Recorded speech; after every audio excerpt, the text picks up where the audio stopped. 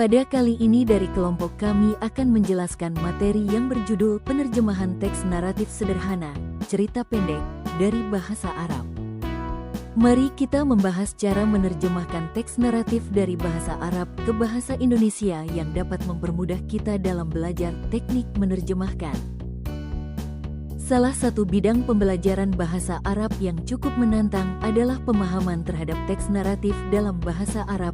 Tidak sekadar menyampaikan cerita atau kisah, melainkan juga mengandung pesan-pesan moral, nilai-nilai spiritual, serta pelajaran hidup yang sangat berharga, bersumber dari kisah para nabi, sahabat, atau tokoh-tokoh Islam lainnya yang memiliki nilai historis dan edukatif yang tinggi.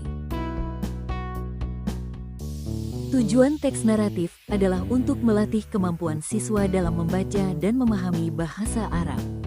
Sedangkan fungsinya adalah sebagai media dalam menyampaikan nilai-nilai ajaran Islam yang tersirat di dalam kisah-kisah tersebut. Struktur teks naratif. Dalam pembelajaran bahasa, khususnya bahasa Arab, pemahaman terhadap struktur dan unsur-unsur teks narasi menjadi esensial bagi siswa untuk dapat menganalisis dan mengapresiasi teks secara efektif. Struktur teks naratif itu ada tiga. Yang pertama pendahuluan, orientasi, yang kedua adalah tengah, komplikasi, dan yang terakhir adalah akhir ataupun resolusi. Proses penerjemahan teks naratif.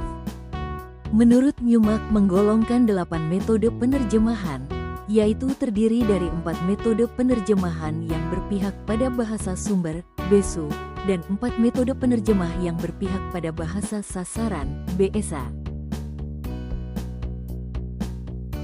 Metode penerjemahan yang berpihak pada bahasa sumber, BESU, itu ada 4. Yang pertama adalah penerjemahan kata per kata, yang kedua adalah penerjemahan harfiah, yang ketiga adalah penerjemahan setia, dan yang terakhir adalah penerjemahan semantis. Contoh penerapan penerjemahan harfiah dan semantis. في يوم من الأيام خرج أحمد من بيته متجها إلى المدرسة. كان الجو جميلا والطيور تغني فوق الأشجار. شعر أحمد بالسعادة وهو يسير في الطريق لأنه كان يحب التعلم ومقابلة أصدقائه. Teknik yang digunakan dalam contoh pada slide sebelumnya. Penerapan yang pertama pada penerjemahan harfiah. Teknik yang digunakan dalam menerjemahkan pada contoh yang telah dipaparkan pada slide sebelumnya. خرج أحمد من بيته. Artinya, Ahmad keluar dari rumahnya. Struktur kalimat dipertahankan sesuai aslinya, hanya dialihkan ke bahasa Indonesia. Contoh penerapan yang kedua adalah penerjemahan semantik. كان الجو جميلا. Artinya, cuaca saat itu sangat indah.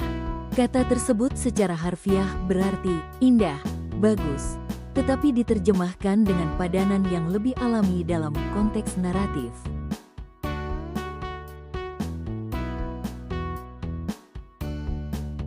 Adanya metode dan teknik penerjemahan sangat membantu penerjemah dalam mengalih bahasakan suatu teks bahasa asing ke dalam bahasa sasaran, terlebih pada teks naratif cerita pendek.